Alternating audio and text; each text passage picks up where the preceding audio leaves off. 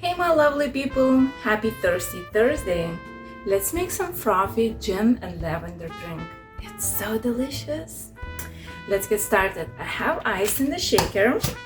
Let's add 2 ounces of gin, 2 ounces of lemon juice, 1/4 ounce of lavender simple syrup, and I like to add a tiny bit of food coloring and 1 egg white.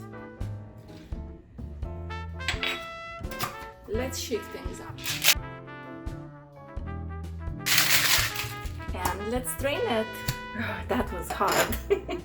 You have to shake at least 30-40 seconds. There you go.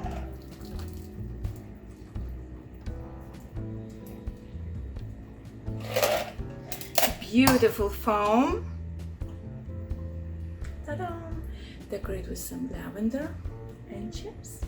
Happy Thirsty Thursday.